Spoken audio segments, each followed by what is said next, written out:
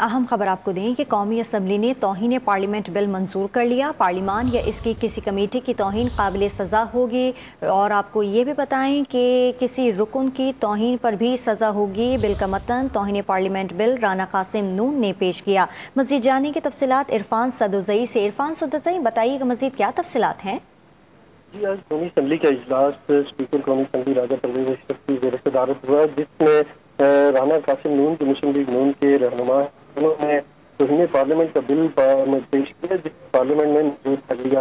Bill जो मतलब है इसके मुताबिक पार्लियामेंट के ऐवान या रुकन का इस्तेकाब मंजूर होने पर सजा होगी।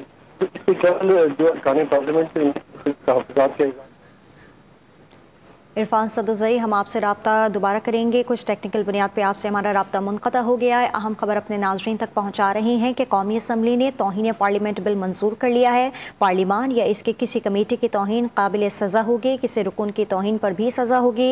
बिल के मतन तौहीन पार्लियामेंट बिल राना कासिम नून ने पेश किया है। जी इरफान, बताइएगा मज़ीद क्या कहना था आपका? जी, ये बिल मुस्लिम लीग नून के रहनुमा राना कासिम नून की जानिब से पेश किया गया। इस बिल के मतन में ये कहा गया है कि पार्लियामेंट का कोई भी रुकन पार्लियामेंट या इसकी कमेटी की तहकीर की गई तो उसको सजा दी जाएगी।